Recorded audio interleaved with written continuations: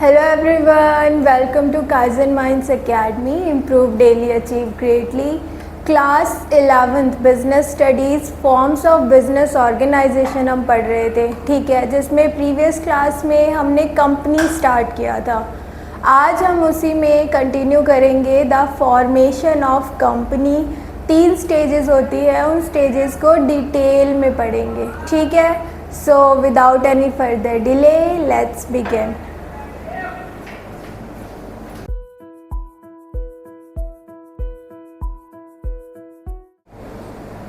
Okay, so एक company form कैसे होती है, बनती कैसे है, तो देयर आर 3 स्टेजेस जिसके थ्रू एक कंपनी कम्स इनटू बीइंग, ठीक है।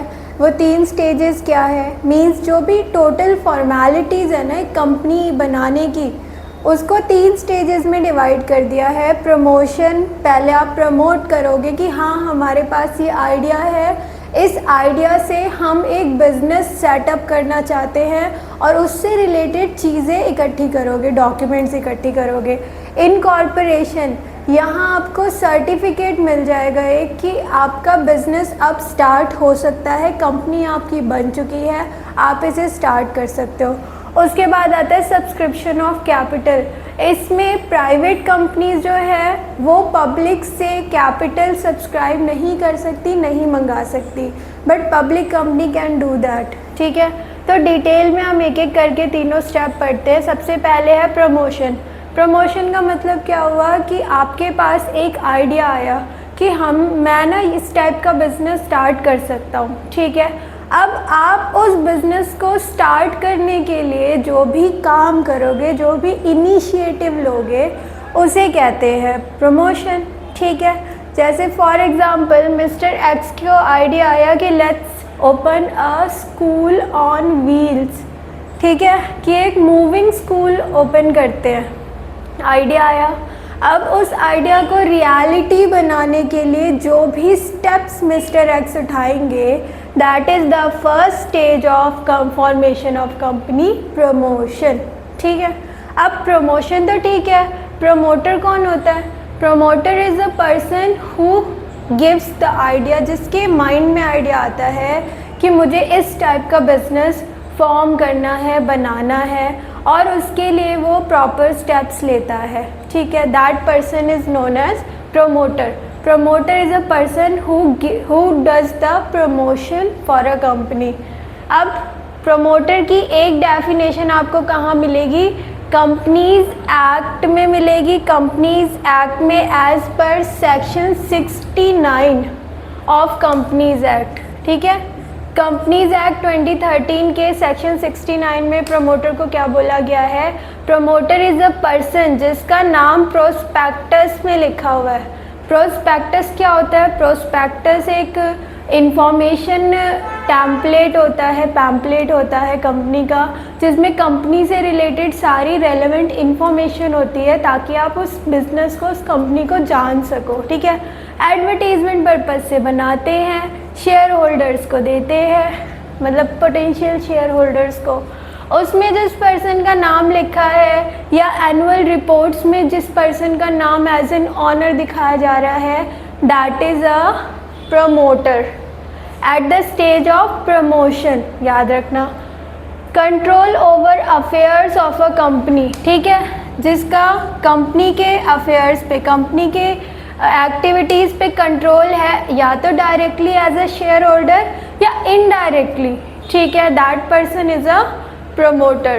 Then whose advice is followed by the board of directors, ठीक है। जो मैनेजमेंट कमेटी बैठी है, जो बिजनेस से रिलेटेड, कंपनी से रिलेटेड डिसीजंस ले रही है, वो जिस पर्सन की एडवाइस को मानते हैं उसे हम प्रमोटर कहते हैं, ठीक है। तो ये जो पॉइंट है ये आपका आ सकता है कि हु इज़ अ प्रमोटर, तो you can write like this, ठीक है। उसके बाद है functions of a promoter. Promoter का काम क्या क्या है? तो पहला, आइडेंटिफिकेशन ऑफ बिजनेस अपॉर्चुनिटी, कि आसपास मार्केट में किस चीज़ की डिमांड है, ठीक है, क्या चीज़ नहीं है या क्या चीज़ और बेटर हो सकती है। तो एक आइडिया जनरेट करना, एक बिजनेस अपॉर्चुनिटी को आइडेंटिफाई करना, ठीक है। उसके बाद है फिजिबिलिटी स्टडी। फिजिबिलिटी स्टडी का मतलब जो आइडिया आपने जनरेट किया है, जो आइडिया आपने सोचा है, क्या वो फिजिबल है, मींस क्या वो पॉसिबल है, क्या वो रिटर्न देगा, क्या उससे आपको अर्निंग होगी, ठीक है, इसकी स्टडी करना। अब इसकी स्टडी हम कैसे करते हैं? टेक्निकल, फाइनेंशियल एंड इकोनॉमिकल, तीन फिजिबिलिटी चेक करते हैं। टेक्निकल कि जो भी आइडिया आपने सोचा है क्या उससे रेलेवेंट, उससे रिलेटेड टेक्निक, टेक्नोलॉजी अवेलेबल है। अगर है तो आप अपने आइडिया को फुलफिल कर सकते हो, बिजनेस सेटअप कर सकते हो। फाइनेंशियली पॉसिबल है, ऐसा तो नहीं है कि बहुत ज़्यादा पैसा लगेगा उस आइडिया को, उस कंपनी को फॉर्म करने में, उस बिज़नेस को फॉर्म करने में, उसमें इन्वेस्टमेंट कितनी लग रही है वो देखना ज़रूरी है। दूसरा इकोनॉमिकल कि जो भी प्रोडक्ट आप बनाना चाह रहे हो क्या सोसाइटी उस प्रोडक्ट को एक्सेप्ट करेगी, क्या वो इको फ्रेंडली है, क्या वो कंज्यूमर पॉकेट फ्रेंडली है। इस सब की स्टडी हमें बिजनेस स्टार्ट करने से पहले ही करना होता है, ठीक है। उसके बाद नेम अप्रूवल। अब आपने अपने बिजनेस का कोई नाम सोचा होगा, जैसे मेरी एकेडमी का नाम है काइजन माइंड्स एकेडमी। अगर मैं इस बिज़नेस को रजिस्टर करवाना चाहूँ तो इस नेम का अप्रूवल लेना पड़ेगा, देखना पड़ेगा कि किसी और बिज़नेस का नाम तो सेम ये नहीं है ना। अगर किसी और बिज़नेस ने इस नाम से रजिस्ट्रेशन करा रखा होगा तो मुझे अपने नाम में चेंजेस करने पड़ेंगे। तो नेम का अप्रूवल लेना भी प्रमोटर का ही जॉब है, रोल है। Fixing up signatories who will sign the memorandum of association, ठीक है। मेमोरेंडम ऑफ एसोसिएशन बताता है अबाउट द बिजनेस कि बिजनेस उस कंपनी में क्या है, क्या रूल्स है, कितने मेंबर्स है, what is the name of the company, the situation where it is placed, उसके ऑब्जेक्टिव, एम, विज़न, ये सारी चीज़ें उसमें मेंशन्ड होती है। तो उसमें जो पर्सन साइन करेंगे वो mainly first board of directors होते हैं। तो वो डिसाइड करना कि कौन लोग होंगे जो इसमें साइन करेंगे, ठीक है। फिर अपॉइंटमेंट ऑफ प्रोफेशनल्स, ठीक है, जैसे CA, CMA, CFOs, ठीक है। उसके अलावा आपके मैनेजर्स हो गए, टॉप लेवल मैनेजर्स, और भी एक्सपर्ट, फाइनेंशियल एक्सपर्ट हो गए, आपके मार्केटिंग एक्सपर्ट हो गए, इनको हायर करना, ठीक है। इनको सर्च करना और हायर करना किसका काम है? प्रमोटर का काम है। उसके बाद प्रिपरेशन ऑफ रेलेवेंट डॉक्यूमेंट्स, जो भी डॉक्यूमेंट्स चाहिए कंपनी के फॉर्मेशन में, उन सब डॉक्यूमेंट्स को प्रिपेयर करना भी किसका काम है? प्रमोटर का काम है, ठीक है। प्रमोटर एक पर्सन हो सकता है, प्रमोटर मैनी पर्सन हो सकते हैं। तो इट डिपेंड्स कि बिज़नेस आइडिया कितने लोग मिलके स्टार्ट करना चाहते हैं, ठीक है। तो आई होप आपको पहला स्टेज समझ आ गया होगा। सेकंड स्टेज पे चलते हैं। प्रमोटर समझ आ गया होगा, आगे बढ़ते हैं। Okay, so documents which are required to be submitted to the registrar of companies for registration means company के रजिस्ट्रेशन के लिए किन डॉक्यूमेंट्स की ज़रूरत पड़ती है, जिसमें सबसे फर्स्ट है आपका memorandum of association. It is the most important document of the company because अगर ये डॉक्यूमेंट आपके पास नहीं है तो आप अपनी कंपनी को रजिस्टर नहीं कर सकते। रीज़न देखो क्या है। मेमोरेंडम ऑफ एसोसिएशन में टोटल 5 क्लॉज होते हैं, 5 पार्ट्स होते हैं। पहला है नेम क्लॉज, ये क्या बताता है? The approved name of the company, ठीक है। ये नाम का अप्रूवल आप किससे लेते हो? रजिस्ट्रार ऑफ कंपनी से, ठीक है। जब आप रजिस्ट्रार के पास जाके नाम का अप्रूवल ले लेते हो कि ठीक है आप अपनी कंपनी का नाम ये रख सकते हो, तो उसे हम मेंशन करते हैं मेमोरेंडम ऑफ एसोसिएशन के नेम क्लॉज में। उसके बाद आता है रजिस्टर्ड ऑफिस क्लॉज। यहाँ क्या बताते हैं बेटा? The state in which company is registered. ठीक है, आपको उस टाइम पे जब आप रजिस्ट्रेशन करा रहे हो उस टाइम आपको एग्जैक्ट एड्रेस बताना ज़रूरी नहीं है, बट आफ्टर इनकॉर्पोरेशन, ठीक है, कि आपको कंपनी चलाने का जब सर्टिफिकेट मिल जाता है, after incorporation the company must mention या notify its exact address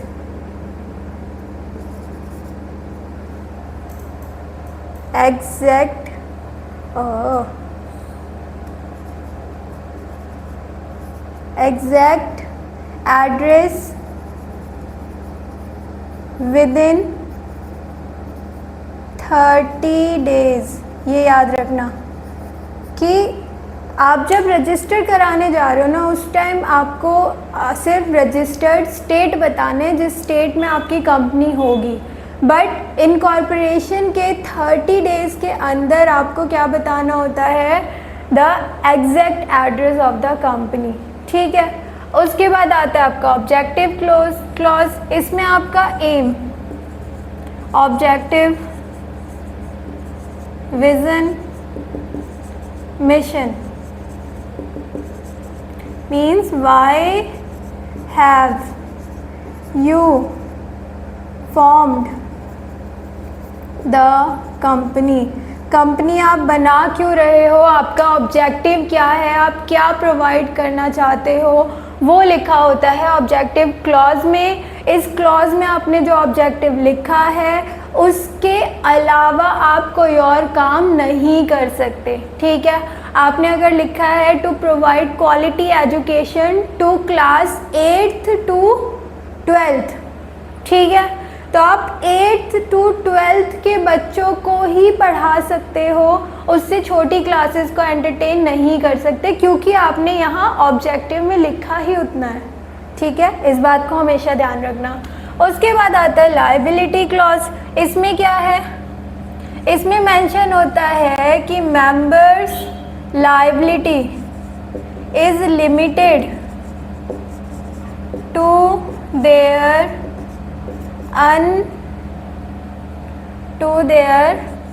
unpaid capital, unpaid share. इसका मतलब क्या हुआ कि एक पर्सन था, एक शेयर होल्डर था जिसने 1000 शेयर्स लिए थे एट ₹10 ईच। ठीक है, एट ₹10 ईच। जिस 10 में से उसने ₹6 पे कर दिए हैं, दैट मीन्स 6000 अमाउंट वो पे कर चुका है। तो अगर कंपनी को पैसों की ज़रूरत है तो वो इस शेयर होल्डर से सिर्फ ₹4 पर शेयर, दैट मीन्स 4000 रुपीज़ ही मांग सकती है, उससे ज़्यादा नहीं मांग सकती। समझ में आया, समझ में आ गया? ठीक है, 60,000 होगा ना, नहीं ठीक है, ठीक है, समझ आ गया। तो आप लायबिलिटी क्लॉज ये कहता है कि कंपनी में जो शेयर होल्डर्स है जिन्होंने पैसा कंपनी में लगाया है वो अपने अनपेड अमाउंट तक ही लायबल है, उससे ज़्यादा उनसे नहीं मांगा जा सकता, चाहे कंपनी को अपने पर्सनल असेट क्यों ना बेचने पड़े। ठीक है, उसके बाद है capital close. Capital close maximum authorised capital बताता है, ऑथराइज्ड कैपिटल बताता है कि कितनी maximum capital you can call from public,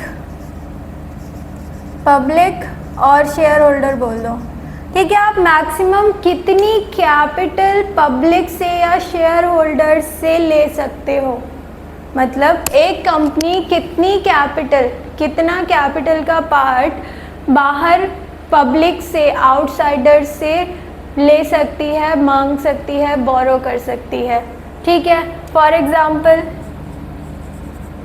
अगर आपके पास, आपने मैक्सिमम सब्सक्रिप्शन या ऑथराइज कैपिटल दे रखी है कि आप 25 लाख आपकी ऑथराइज कैपिटल है, तो सिर्फ 25 लाख ही आप बाहर जो पब्लिक है या बाहर जो शेयर होल्डर्स है आपके, उनसे आप मंगा सकते हो, ओनली 25 लाख। उसके अलावा अगर आपको कैपिटल चाहिए तो वो आपको लोन वगैरह लेके कंप्लीट करनी पड़ेगी, ठीक है। अब इस क्लॉज में, कैपिटल क्लॉज में आप क्या क्या मेंशन करते हो? ऑथराइज्ड कैपिटल, ठीक है। उसके साथ नंबर ऑफ शेयर्स, उसके बाद फेस वैल्यू ऑफ शेयर्स, ये 3 चीज़ें आप मेंशन करते हो। 25 लाख आपकी ऑथराइज्ड कैपिटल है, ठीक है। 2.5 लाख आपके शेयर्स हो गए 10 रुपीज़ की फेस वैल्यू पे, ऐसे करके आप शो करते हो 100 रुपीज़ की फेस वैल्यू पे, जो भी, ठीक है। तो इस तरीके से 10 लिख दो। इस तरीके से आप क्या करते हो, मेमोरेंडम ऑफ एसोसिएशन के कैपिटल क्लॉज में कैपिटल शो करते हो, और आप इसको चेंज नहीं कर सकते, ठीक है। You have to work on that. हाँ, मेमोरेंडम ऑफ एसोसिएशन में आप चेंजेस कर सकते हो, but there is a process for that, ठीक है। तो I hope memorandum of association आपको क्लियर हो गया होगा। सेकेंड डॉक्यूमेंट है हमारी article of association. Okay, so next है आर्टिकल ऑफ एसोसिएशन। देखो, आर्टिकल ऑफ एसोसिएशन ये डॉक्यूमेंट बेस्ड होती है आपकी मेमोरेंडम ऑफ एसोसिएशन पे, ठीक है। मेमोरेंडम ऑफ एसोसिएशन में जो भी डिटेल्स गिवन हैं उसके बेसिस पर इंटरनल मैनेजमेंट के लिए आर्टिकल ऑफ एसोसिएशन बनता है, ठीक है। तो आर्टिकल ऑफ एसोसिएशन क्या है? ये डॉक्यूमेंट है जिसमें रूल्स गिवन होते हैं regarding the internal management of company, ठीक है। इसमें रूल्स कैसे होते हैं देखो, आपकी स्क्रीन पर दिख रहा होगा। The number and value of shares, transfer and transmission of shares, buy back कैसे करेंगे शेयर्स को, वोटिंग राइट और प्रॉक्सीज क्या होंगे, वोटिंग राइट कैसे होंगे, डायरेक्टर, उनकी अपॉइंटमेंट, उनकी powers, then managing director, whole time director, manager, secretary, इनकी जॉब डिस्क्रिप्शन, इनकी पावर्स, ठीक है, इनकी अपॉइंटमेंट, इनकी salary, accounts and audits, allotment of share, forfeiture of share, conversion of share into stock, ठीक है, कि शेयर को स्टॉक में कैसे कन्वर्ट करना है, meetings and rules regarding committees, ठीक है, जैसे एनुअल जनरल मीटिंग होती है, रेजोल्यूशन पास होते हैं, वो सारी चीज़ें, उससे रिलेटेड रूल्स हो गए, डिबेंचर है उससे रिलेटेड इश्यूज़, ठीक है, rules, additional director, borrowing power, winding up कैसे होगा कंपनी का, ये भी कहाँ बताते हैं? आर्टिकल ऑफ एसोसिएशन में, ठीक है। इस पॉइंट को मार्क कर लेना, लिख लेना अपनी नोटबुक में। Calls on shares, alteration of capital, demat, general meeting, audit committee, remuneration of director, dividend and reserve, indemnity, ठीक है। तो ये सब बेसिक रूल्स होते हैं कि कंपनी को किस तरह चलाया जाएगा, उसमें जो मेंबर्स हैं उनकी क्या पावर्स और क्या अथॉरिटी होगी, ठीक है। ये सब कहाँ मेंशन होता है? आपके आर्टिकल ऑफ एसोसिएशन में। इसके बाद देखो डिफरेंस गिवन है आपका memorandum of association and article of association में। देखो आपकी स्क्रीन पे है, ध्यान से देखो। ऑब्जेक्टिव क्या है? मेमोरेंडम ऑफ एसोसिएशन कंपनी के ऑब्जेक्ट बताता है कि कंपनी बनी क्यों है, और article of association are the rules of internal management of a company, वो बताते हैं कि जो ऑब्जेक्टिव्स मेमोरेंडम में लिखे हैं उन्हें कैसे अचीव करेंगे। पोजीशन मेन डॉक्यूमेंट होती है memorandum of association, subsidiary document होती है आर्टिकल ऑफ एसोसिएशन, इस पॉइंट को भी मार्क कर लो। Relationship, memorandum of association defines the relationship of a company with outsider, कि बाहर वालों से कैसा रिलेशन होगा हमारा, बाहर वाले सबसे पहले क्या देखेंगे कंपनी का, मेमोरेंडम ऑफ एसोसिएशन। और आर्टिकल क्या डिफाइन करता है? Relationship of the members and the company, कि कंपनी में जो मेंबर्स काम कर रहे हैं उनका कंपनी से कैसा रिलेशन है, क्या पावर्स, क्या अथॉरिटीज़ है कंपनी से related. Validity, it acts beyond the memorandum of association and are invalid and cannot be refined even by a unanimous vote of the members। ठीक है, तो मेमोरेंडम ऑफ एसोसिएशन में जो लिखा है उसके अगेंस्ट आप कुछ नहीं कर सकते, और मेमोरेंडम ऑफ एसोसिएशन को क्या नहीं कर सकते हम? रेटिफाइड नहीं कर सकते। Acts which are beyond article can be ratified by members. ठीक है, अगर आप आर्टिकल के बियॉन्ड कुछ भी एक्टिविटी कर रहे हो तो उसको रेटिफाई करा जा सकता है, उसको अपडेट, आर्टिकल को आप अपडेट कर सकते हो बट मेमोरेंडम को नहीं। ठीक है, नेक्स्ट पॉइंट क्या है देखो, नेसेसिटी। मेमोरेंडम ऑफ एसोसिएशन तो देखो मैंडेटरी है, अगर वो नहीं है तो कंपनी फॉर्म नहीं हो सकती। ठीक है, बट पब्लिक लिमिटेड कंपनी के लिए आर्टिकल ऑफ एसोसिएशन फाइल करना ज़रूरी नहीं है। ये टेबल एफ, कंपनीज एक्ट 2013 का जो टेबल एफ है उसे भी बना सकती है। ठीक है, तो ये कुछ पॉइंट्स थे of difference between memorandum of association and article of association. Next point देखो।